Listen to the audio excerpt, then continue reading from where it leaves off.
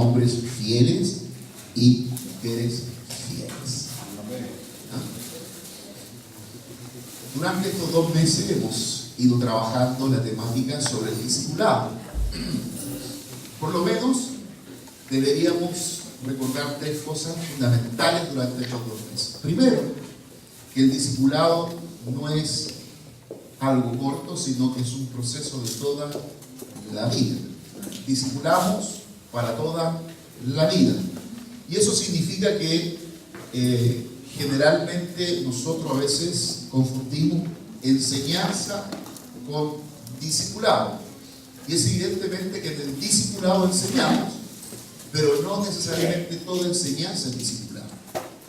Y eso significa que el proceso del discipulado es un proceso a largo plazo y no a corto plazo. El Señor Jesús comenzó la tarea, ya todos sabemos, con 12, y fue una tarea que Él la pensó a largo plazo.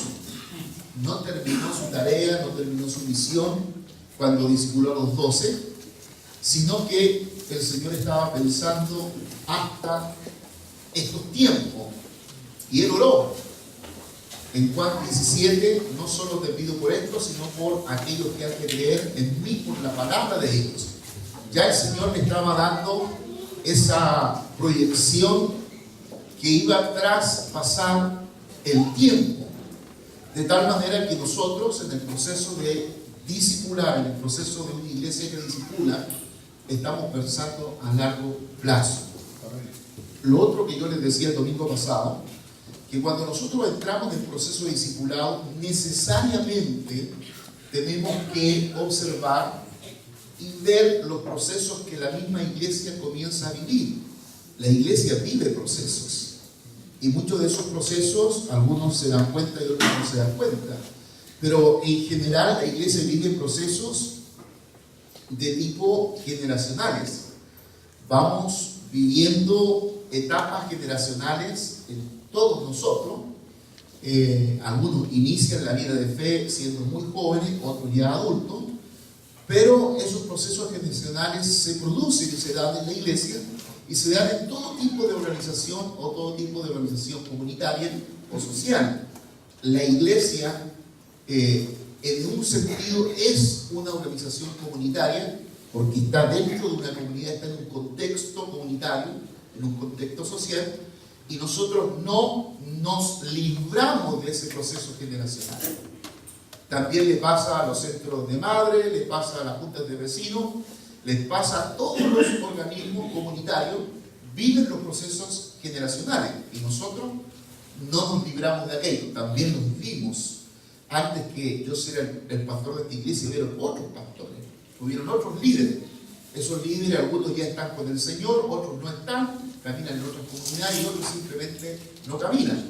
Y llegamos otros líderes y después de nosotros llegarán otros, o se levantarán de la iglesia otros que van a llevar adelante el proyecto de iglesia, traspasando también el tiempo, y eso nos habla de la generación y nos hace pensar que Dios es un Dios multigeneracional, no es solamente multicultural, sino multigeneracional. Y por eso la Biblia nos dice Dios de Abraham, Dios de Isaac y Dios de Jacob, hablándonos de 3 generaciones patriarcales en los procesos iniciales de la obra de Dios o del proceso del pueblo de Dios.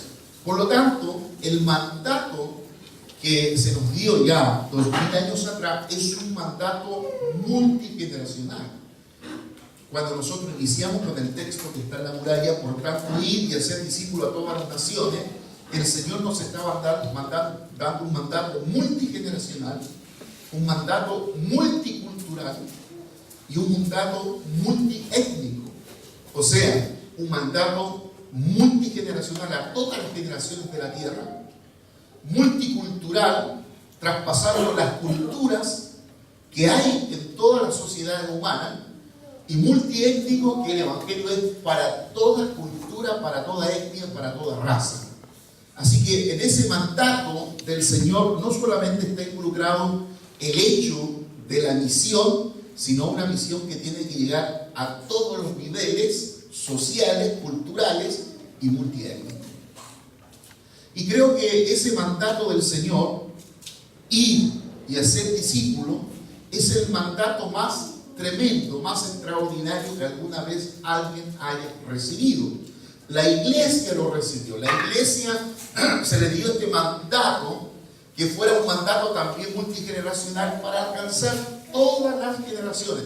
No haya ninguna generación que no tenga la oportunidad de escuchar el Evangelio del Señor Jesucristo. ¿Se imagina usted que alguna generación no escuchara el Evangelio del Señor Jesucristo? No solo significaría una generación que no escucha, sino todas las demás. Me recuerdo las palabras del libro de Jueces, cuando expresa el autor de Jueces, que hablando de esa generación que se había perdido, que se había desviado totalmente de Dios, y dice, y esta generación no conoció a Jehová. ¿Qué significa que una generación no conozca a Dios?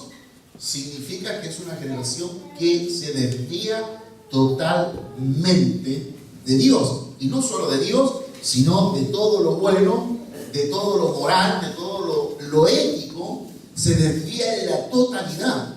Por eso es que el mensaje del Evangelio no solo es un mensaje que viene para la vida espiritual, llevar la vida espiritual, sino que también es un mensaje integral.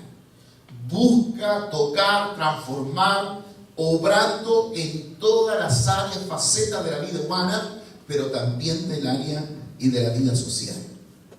El texto del apóstol Pablo, el cual me voy a apoyar esta mañana, del verso 2, y quiero volverlo a leer. Lo que has oído de mí ante muchos testigos, esto encarga. Fíjese, cuando nosotros pensamos solo en este texto bíblico, el apóstol Pablo está escribiendo nada menos a Timoteo. ¿Quién es Timoteo? Un discípulo de Pablo. En las expresiones paulinas, refiriéndose a Timoteo, es a mi hijo amado, mi hijo amado Timoteo, indicándonos que el discipulado tiene un proceso de desarrollo, de afecto, de cariño, de aprecio por la persona que nosotros estamos discipulando. No discipulamos a una máquina, sin duda que no. No estamos discipulando y adiestrando a alguien para que se constituya una máquina, un motor que desarrolle la misión, sino que estamos discipulando a personas, a individuos, pero discipulando a hombres y mujeres para encargarle una tarea que fue encargada a todos los demás. No es una tarea que inicia con nosotros, sino que ha iniciado con el Señor, y esta tarea está encargada. Y lo que dice el apóstol Pablo refiriéndose a Timoteo, que la tarea, lo que él ha oído, lo que él ha escuchado, todo eso que ha escuchado, le encarga que lo traspase a otras personas, que lo traspase a otros individuos. Porque este traspaso es un traspaso que tiene que ir también con la fe. Y quiero leer el texto del capítulo 2 del libro de Hebreos.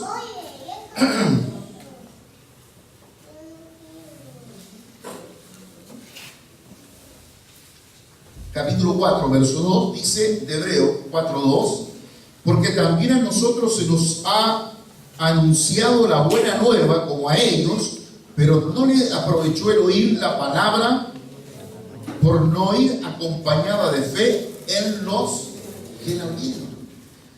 Por eso el apóstol Pablo dice, te encargo que todo lo que has oído de mí, la encargues a hombres fieles. Y la palabra fiel, ¿de dónde viene? ¿De dónde deriva? Deriva de la palabra fe. La palabra fe es la palabra en el griego pisti, y de ahí deriva la palabra fe, la palabra confianza, la palabra fidelidad, fiel, derivan de esa palabra, de esa raíz, de esa palabra griega.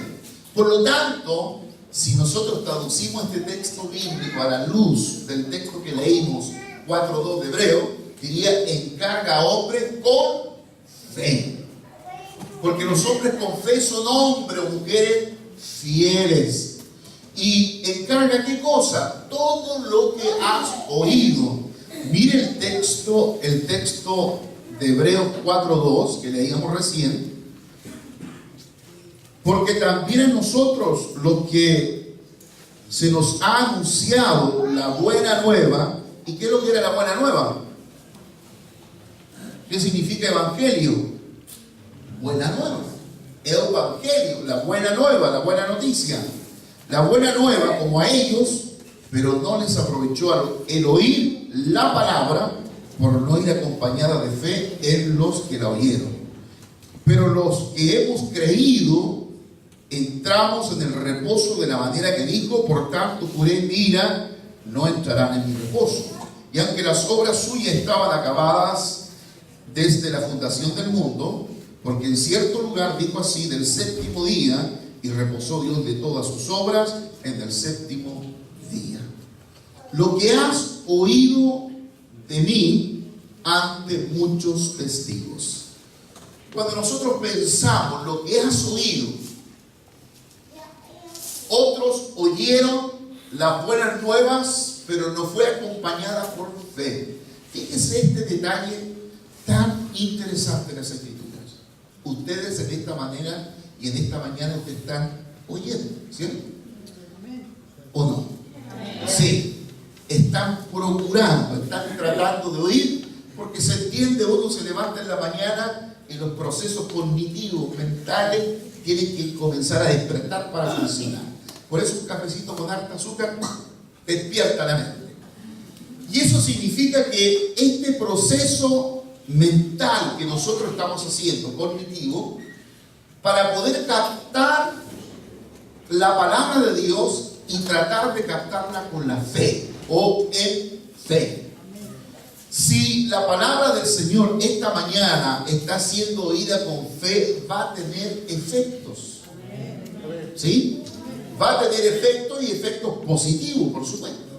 Efectos positivos. Pero si la palabra de Dios no es oída con fe, entonces ¿qué va a ocurrir? Que esa palabra no va a tener el efecto por el cual el mismo Señor la envía. ¿Se recuerdan el verso de Isaías 55, verso 10 o verso 11, verso 12, por ahí está?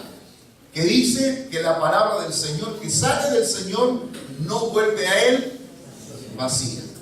La palabra de Dios no vuelve vacía cuando hay fe. Cuando en nosotros está la fe para recepcionar la palabra, recibir la palabra, y que esta palabra de Dios haga todo el proceso de desarrollar la fe en nosotros.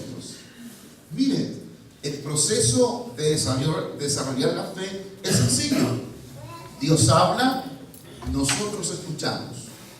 Esta palabra que escuchamos no puede quedar solo en el proceso de oír, sino que la palabra que escuchamos debe bajar a nuestro corazón.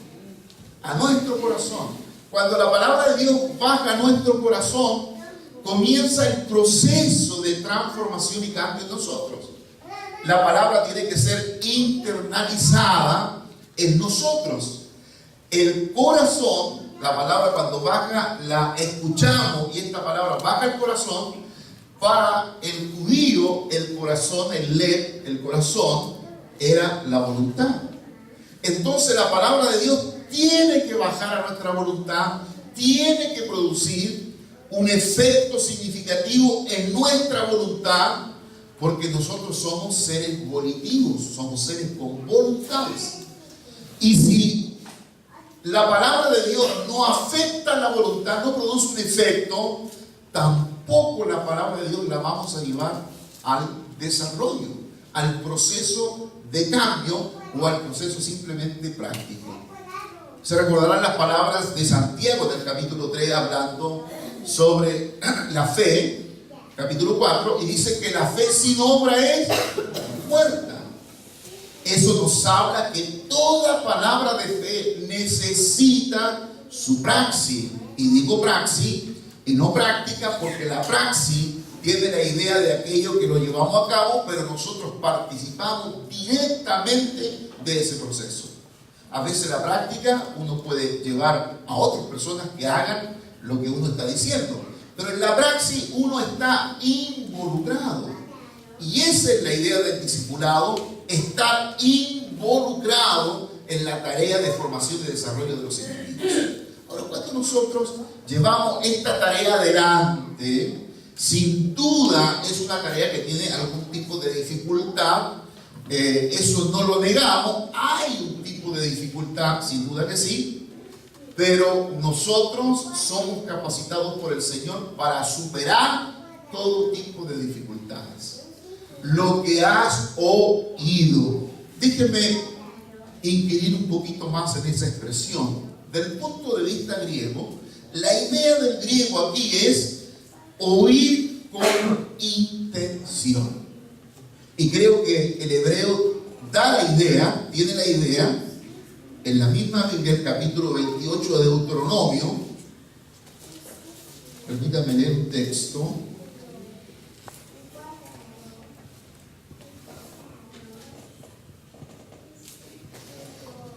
Aconteció que si oyeres, ¿qué dice?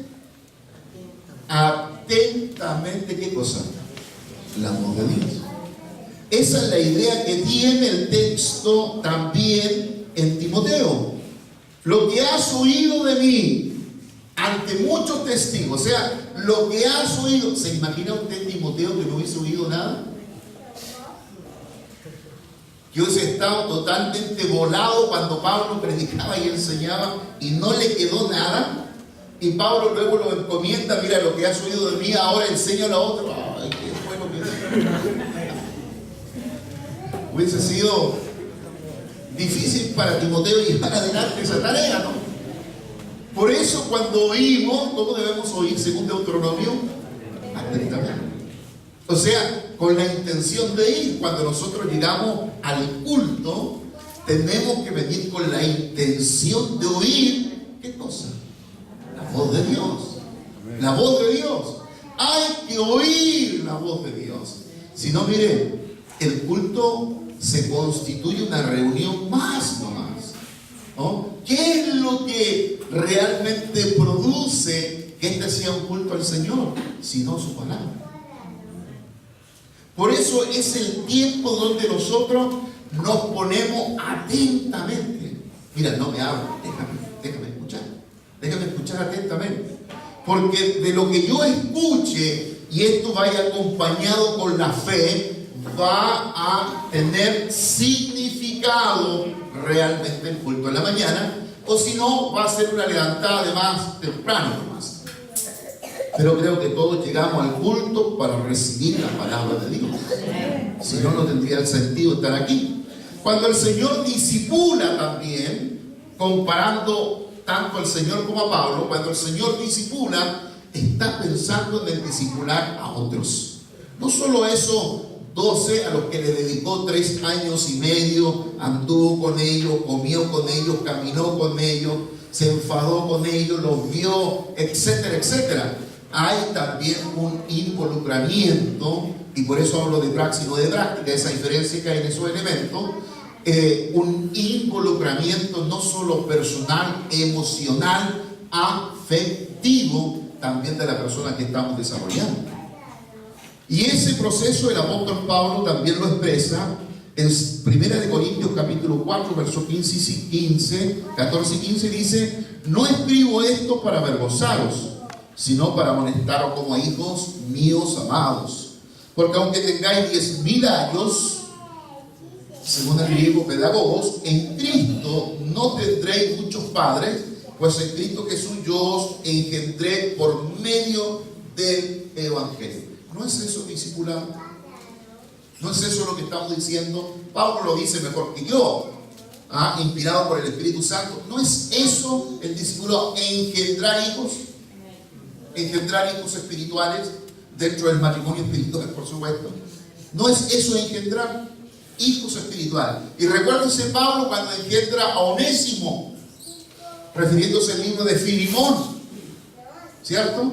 Filimón, que tenía un esclavo que se le escapó, huyó, terminó en la cárcel y justo en la celda número 8 donde Pablo estaba preso, el pabellón 8. Me imagino yo que así se llamaría alguna vez. Y cayó justo en la celda de Pablo. ¿Y qué hizo Pablo? Lo ganó para el Señor. Se convirtió Onésimo, quien su nombre significa útil. Y luego que fue dejado libre, lo volvió a mandar donde su amo, Filimón, con una cartita diciendo, bueno, sí, Filimón se arrancó de ti siendo inútil, ahora vuelve en Cristo siendo útil. El discipulado no te vuelve útil para el Señor, no te vuelve útil para la obra de Dios, para la obra que el Señor pretende llevar adelante en cada uno de nosotros. La utilidad de la obra de Dios, o la utilidad del discipulado, nos está enmarcando para que nosotros proyectemos la siguiente generación. Mire, esta mañana hay niños, tenemos aquí a la chiquitita, es un proyecto generacional del Señor, ¿sí o no? Nosotros estamos y tenemos que comenzar a mirar cómo el Señor mira. ¿Se recuerdan? Lo dijimos el domingo pasado. Hay que mirar cómo el Señor está mirando la generación de la que estamos viviendo, el contexto social, cultural en el que estamos viviendo. Por supuesto, hay un relativismo cultural, eso es así. Hay un relativismo cultural, hay un relativismo moral. Ese es el contexto que nos estamos viviendo como iglesia. Un contexto un poco diferente a cómo se movieron nuestros padres 10 o 20 o 30 años atrás. Es otro el proceso que vivimos, este proceso postmoderno, donde la modernidad ha quedado en el pasado. Pero aún así, dentro del contexto en que nos movemos, aún más en este contexto de tanto relativismo, aún más tenemos que hacer la tarea de formar a los discípulos para las siguientes generaciones. ¿Se imagina 20 años, que pasen 20, 40 años más, una sociedad sin iglesias? ¿Qué podría ocurrir? No se ocurriría lo que pasa en Europa. Sociedades donde ya la iglesia no existe. La sociedad holandesa a la que le vamos a ganar el lunes, por ejemplo, ¿no? Merecen perder. ¿Por qué? Porque no nos olvidemos, Holanda fue una sociedad totalmente cristiana. Holanda, Bulgaria, Rumania, Hungría, Polonia, el evangelio fue fuerte y poderoso. Fueron naciones misioneras tremendas. Ni hablar de la Europa occidental, de Alemania, donde nace la Reforma, etc. Son un continente prácticamente con iglesias oficiales, que son las iglesias que dicen lo que usted quiere escuchar, pero no dicen lo que la Biblia quiere que se escuche. Entonces, en una sociedad relativista, muchas veces se comienzan a desarrollar iglesias relativistas también. Y una iglesia sin palabra de Dios se comienza a ser relativa. Pero tenemos el encargo de parte del Señor. El Señor nos encargó la tarea. Y nos encargó la tarea a la manera de Él, y no a la manera nuestra. No a la manera denominacional en la que nosotros podemos estar, ¿no? Estamos en una denominación bautista, pero eso no significa que tenemos que relativar el mensaje del Señor. Llevamos una tarea encargada en los hombros, y créanme que a veces pesa. A veces llevar la tarea del Señor, la obra del Señor en el hombro, pesa. Y a veces pesa bastante, y otras veces pesa menos. ¿Cuándo pesa bastante? Cuando otros tampoco le están llevando. Y cuando todas las comenzamos a llevar, comienza a pesar menos, ¿cierto? Una carga compartida pesa menos que una carga no compartida.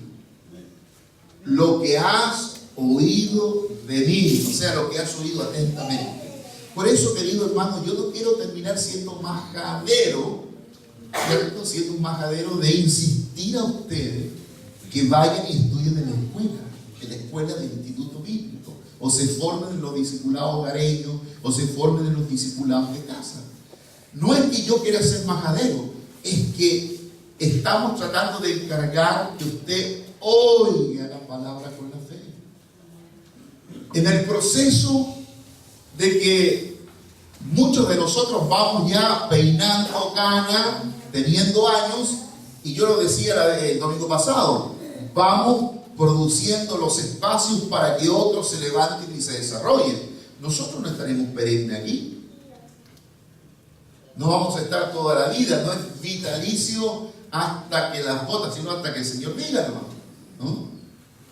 Hasta que el Señor diga. Y hay que crear el espacio para otros, por supuesto. Uno quisiera que la cosa fuera más rápida, que todo el mundo entendiera y que todo el mundo se moviera a la vez. Pero entiende que los procesos para algunos son un poco más lentos que para otros. Y es necesario, sin duda que es necesario que todos nosotros tengamos la capacidad de oír atentamente al Señor.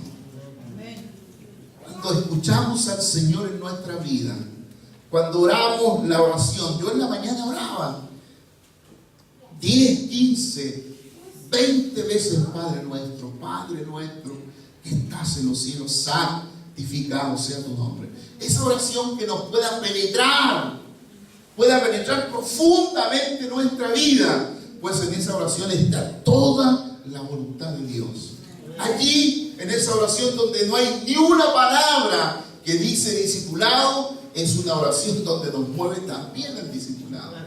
Nos mueve porque es la oración que el Señor nos enseñó, y qué mejor orar lo mismo que el Señor oraba.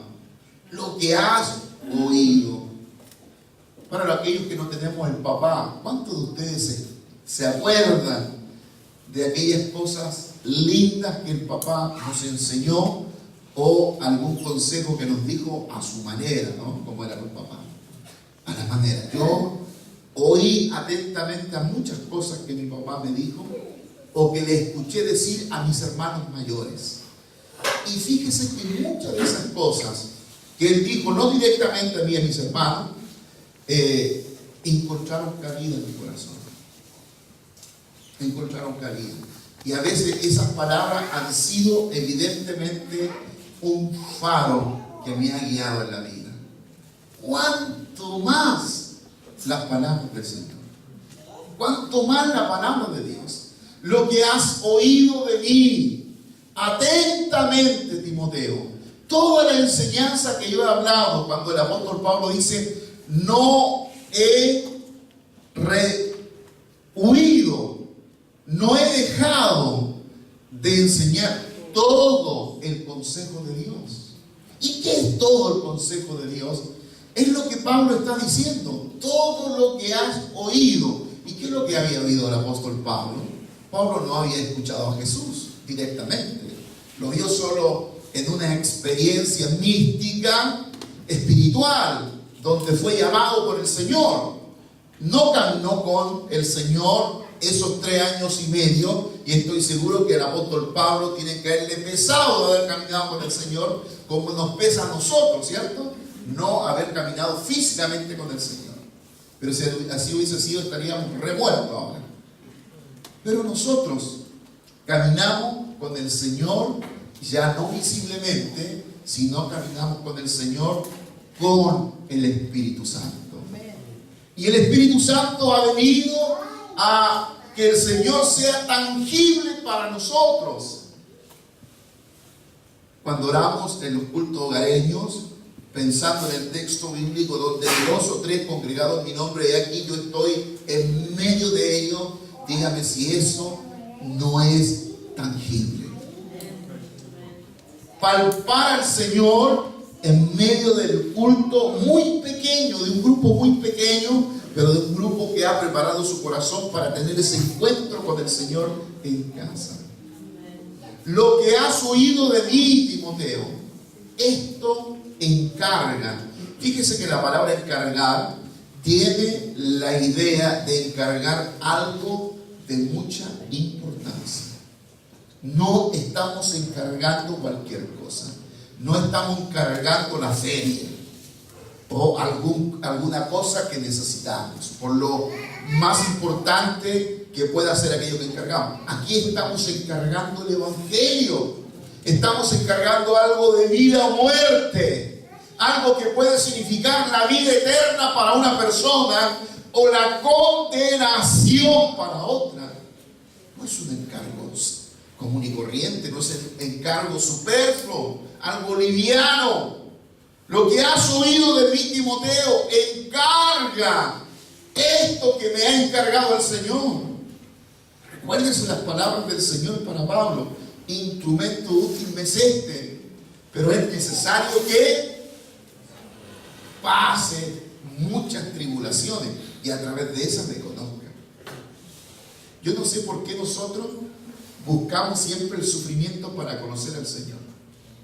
No sé, es la naturaleza humana, estamos hechos después del pecado de la caída en Edén, mal perfilados, que generalmente esperamos experiencias traumáticas para tomar decisiones cuando las podríamos tomar en momentos que estamos simplemente bien.